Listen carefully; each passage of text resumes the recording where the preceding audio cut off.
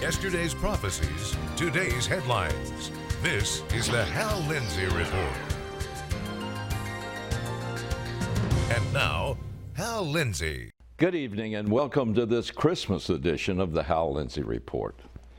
By popular request, we're bringing back a Christmas program that I did a few years ago called The Mystery of the Magi. You know, Christmas is a time of profound mysteries, and the mystery of the Magi is one of the greatest. But there's another mystery that I want to start this off with. The Apostle John had just returned from being imprisoned on the Isle of Patmos, during which time he received the awesome revelations of the person of Jesus Christ that are included in the book of Revelation. He saw how Jesus is now in his glory. He saw all of his divine power as the second person of the Godhead joined to the glorified human nature of Jesus Christ. And it was with that experience that he wrote the most profound words in very simple language in the beginning of the Gospel of John, which I think really applies to Christmas time. Who was it that was born in Bethlehem? He describes it this way. In Greek, it's enarche en ologos, kai ologos and proston theon, kai theos en ologos, utos en enarche, proston theon. Literally, this is what it means. In beginning, there always was the Word. The Word always was face to face with God. And the Word always was, as to his person, God. This same one was always face to face with God. And then he makes the profound statement. And the Word, this eternal person who was always face to face with God and equal with God, became flesh and dwelt among us. And we beheld his glory. The glory is of the only begotten of the Father. You see, it was this person who is always the one who reveals the invisible God, the second person. That's why it's called the Word, because the Word brings into reality what's in the mind of a person. That's a descriptive title for him. In whatever way God communicates with those outside of the Godhead, it's through the second person that is called the Word. It was this person who created all things that stepped out of eternity into time and chose to be born in a manger. That's one of the great mysteries of Christmas. Now listen to the mystery of the Magi. And I'm reading from Matthew chapter 2, starting with verse 1. It says, "Now after Jesus was born in Bethlehem of Judea, in the days of Herod the king, Magi from the east arrived in Jerusalem, saying, 'Where is he who has been born King of the Jews? For we saw his star in the east and have come to worship him.' And when Herod the king heard this, he was troubled, and all Jerusalem with him." Man, you talk about being politically incorrect. King Herod happened to be king of the Jews. And so when these strange wise men, part of a special caste I'll talk about in a minute, came asking, "Where is he who is born King of the Jews?" Naturally, he was interested, but he was interested because he did not want someone to take his place. And so we read on. Verse 3, it says, when Herod the king heard this, he was troubled, and all Jerusalem with him. So he gathered all the chief priests and scribes of the people, and he inquired of them where the Messiah was to be born. And they said to him, "In Bethlehem of Judea, for this is what has been written by the prophet." And they quote him, and he says, "And you, Bethlehem, in the land of Judah, are by no means the least among the leaders of Judah, for out of you shall come forth a ruler who will shepherd my people Israel. It's Micah chapter 5, verse 2, that was written over 750 years before this event.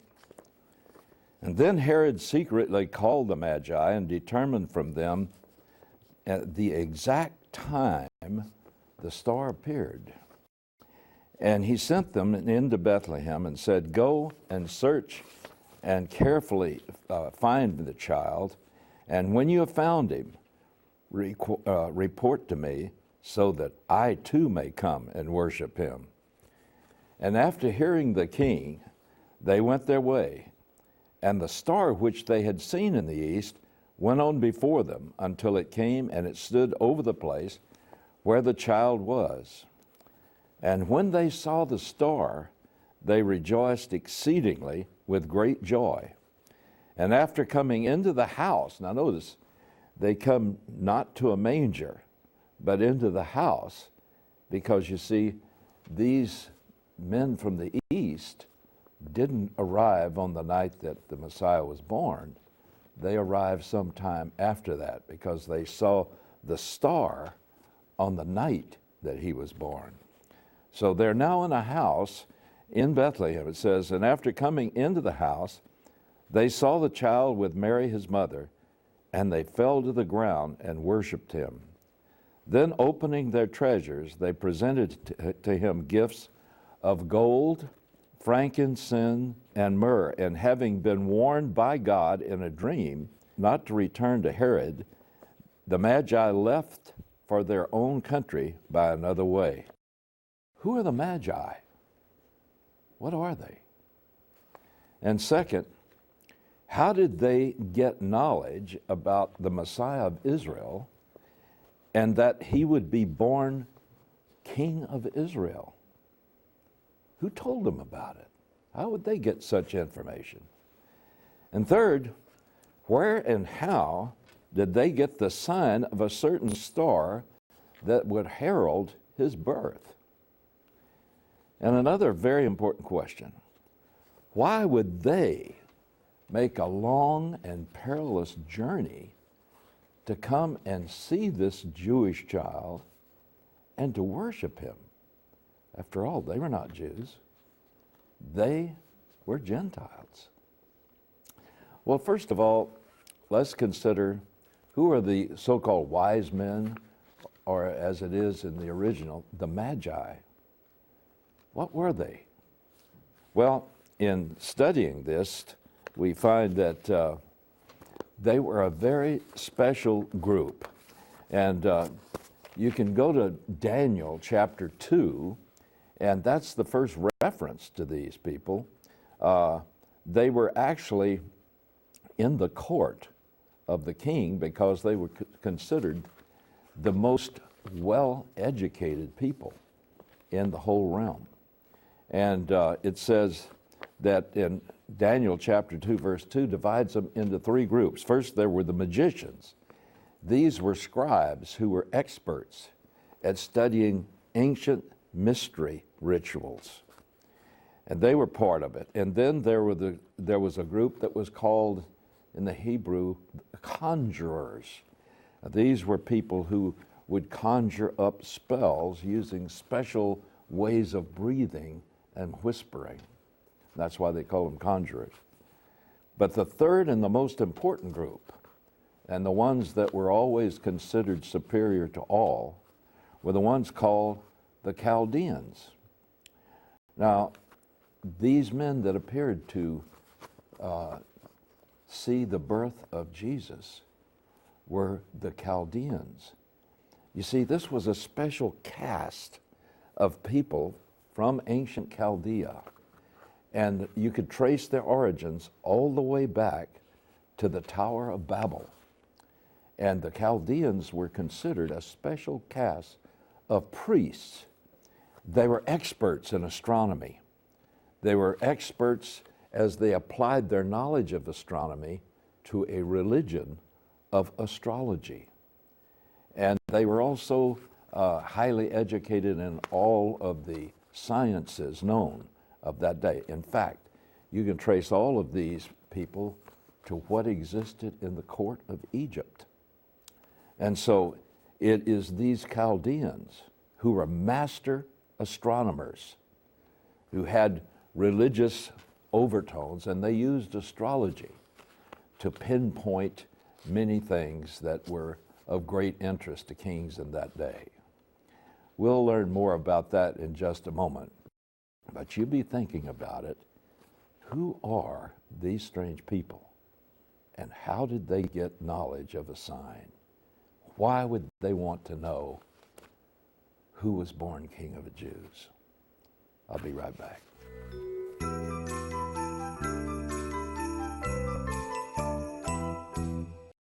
One of the simplest, most moving explanations of the sacrifice made by Jesus Christ is this anonymous poem. He came to die on a cross of wood, yet made the hill on which it stood. In this festive season, let's be sure to genuinely celebrate the sacrifice Jesus made that we might gain eternal life in heaven. He left heaven, came to earth, and paid an awful price for the pardon he offers me and you. It's the perfect gift, but it's only good if we accept it. Receive that gift this Christmas. Have a blessed and Merry Christmas. Well, let's return to the mystery of the Magi. You know, as we read in Daniel chapter 2, we find these people listed in the ancient Babylonian Empire, the first great world empire the Bible talks about. And there's a situation in Daniel chapter 2 where King Nebuchadnezzar, the first great king of the Babylonian Empire, had a dream, and he wanted his wise men, especially all of the Chaldean astronomy priests, he wanted them to make known the dream and then to tell him what it meant. Well, they couldn't do it. They said, furthermore, it was outrageous that the king would ask them to do something like that, because no other king had ever asked them to come up with what he had dreamed without him telling them, and then to give the interpretation. And so King Nebuchadnezzar says, I know you're just trying to buy time. And so he threatened to kill all of them and turn their homes into a dung heap.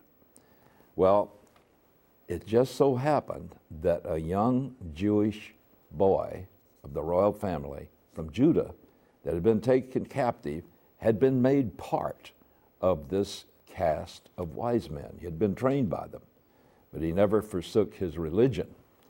And so when the man came to kill all the wise men, he said, let me see the king and I will interpret the dream. Well, he did. He told him what he had dreamed, and then he told him the interpretation. So this young Jewish boy established himself right away with all of these great scholars, because he saved both their lives and their families' lives. And of course, this happened many times after that. So we can understand how the Jewish prophet Daniel, who was in that court for at least 70 years, how he would have been received over time as a very cherished and great colleague.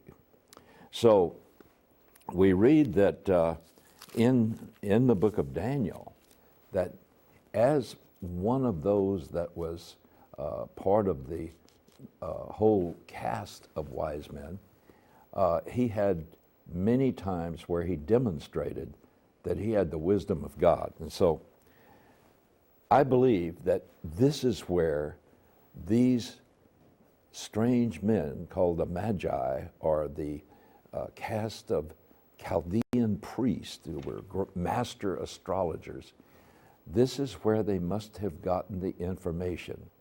God must have given a very special sign to these who had become believers in the God of Israel. And many of them became believers in the God of Israel. Even King Nebuchadnezzar became a believer in the God of Israel through the witness of Daniel. And he even wrote a proclamation to all of his realm telling them that he had believed in the God of Israel.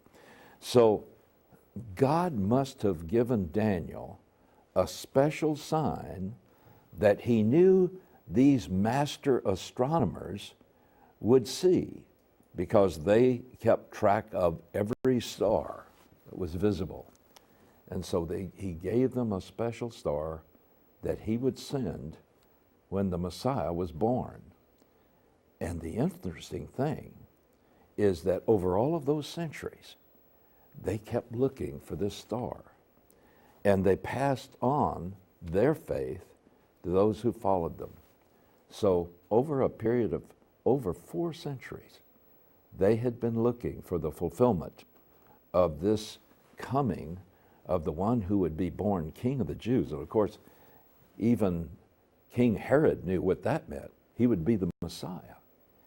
And so this gives us a reason to understand that they would be looking for him because he was the one they understood had died for their sins and for the sins of the world. And so that is why they made a perilous journey. Let me tell you something, to come from ancient Babylon, which then became Persia and was in the territory that is now modern Iraq, to come in those days, especially if you were wealthy as these men were, would be a very perilous journey. But they came, and by the way, it never says that there were just 3 of them. The reason, I guess, that over time people thought that they were 3 wise men is because they came with 3 different treasures: gold, frankincense, and myrrh. But there were probably a lot more than 3. Plus, there would have been a large company that would come with them for protection. So this must have been quite a crowd that came. But the interesting thing is, they come to Jerusalem, and they say to those who should have known all about this, "Where is he who is born King of the Jews?" And they showed that they were believers because they said, "For we have come to worship him." What an amazing scene this must have been. And yet, it says all Jerusalem, not only King Herod, but all Jerusalem was troubled by this. You see, it was very politically incorrect to come in saying there was another king other than Herod. And so he calls in the chief priests and the scribes of Israel, who knew the prophecy very well that the Messiah would be born in Bethlehem, but they didn't understand the real meaning of it. So why were these sent there? I believe for 2 reasons. Number one, they must have known, because they knew all the things that Daniel taught. In Daniel chapter 9, verse 24 through 27, Daniel made a prophecy which was in their language. They could have understood it. He made a prophecy that the Messiah would come and that he would appear and proclaim himself the King of Israel exactly 173,880 days.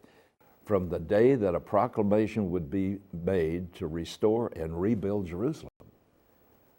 Well, this court became the court of those who followed the Babylonians. They became in the court of Persia. So they would have known that Artaxerxes Longimanus of Persia was the one who gave that edict. And it was to be 69 sabbatical years from then, 173,880 days. So they knew that the Messiah had to come soon.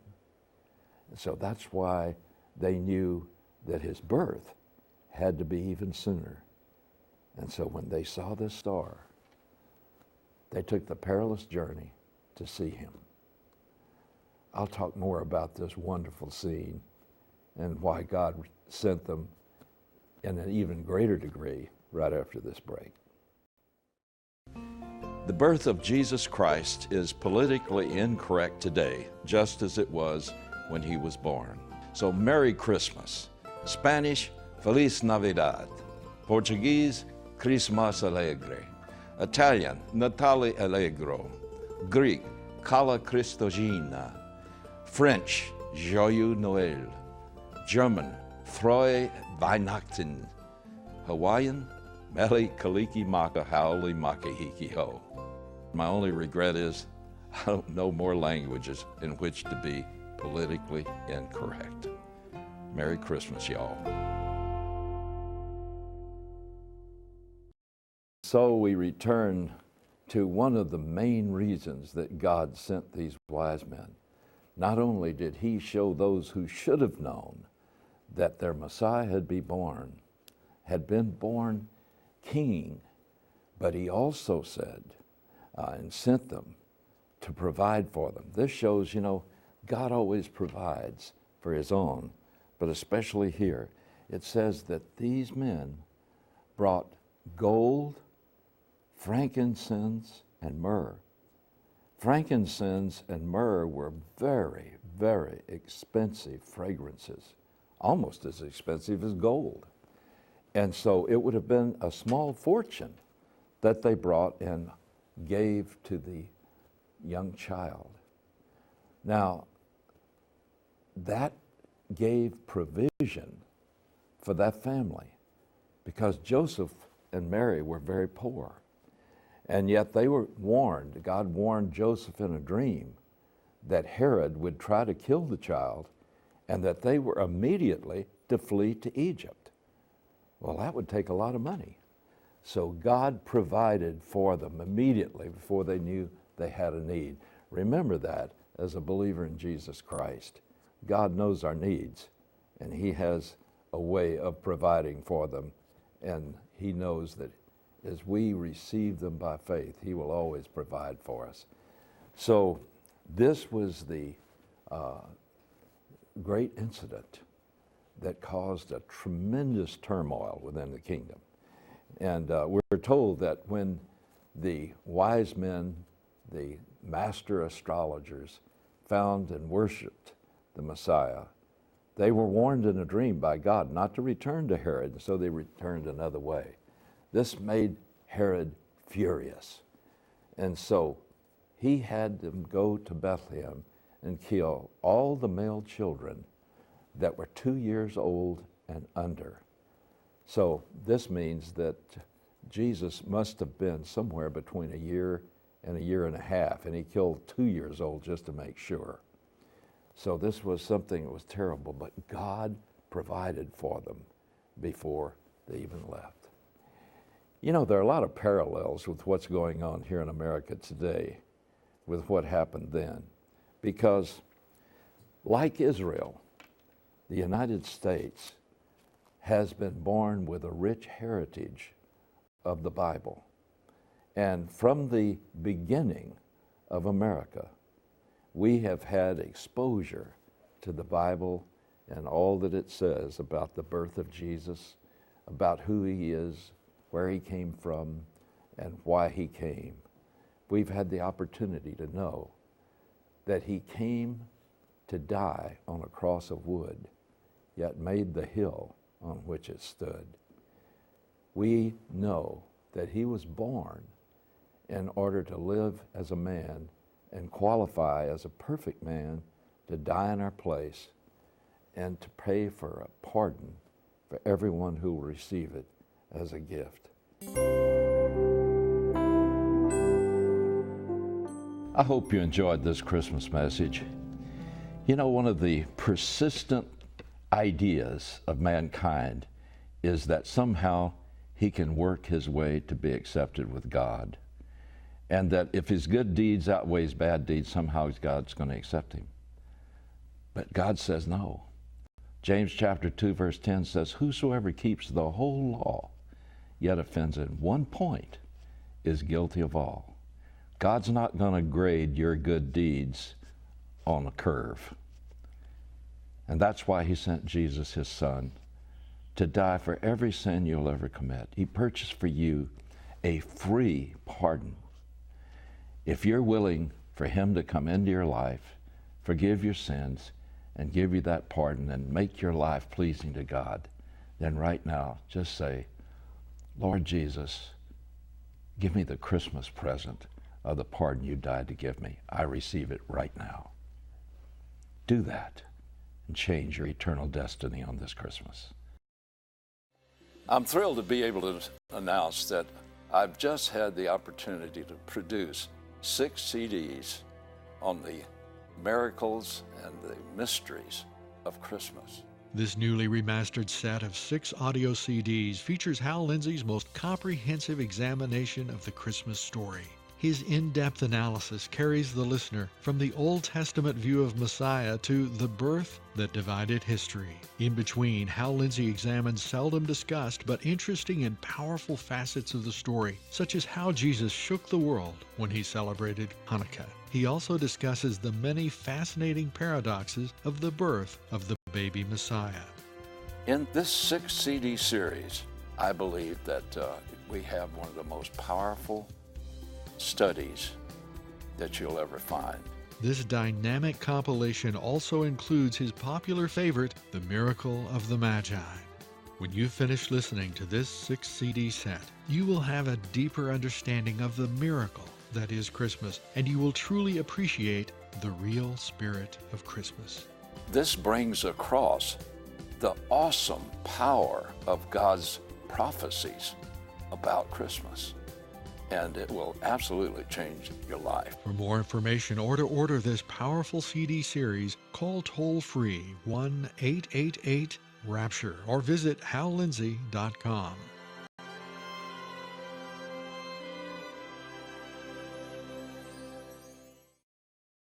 God bless you. And God willing, I'll see you next week. You've been watching the Hal Lindsey Report. To support this program, send your tax-deductible gift to Hal Lindsey Media Ministries, P.O. Box 470470, Tulsa, Oklahoma 74147. You can also support this ministry online. Visit hallindsey.com or call 1-888-RAPTURE.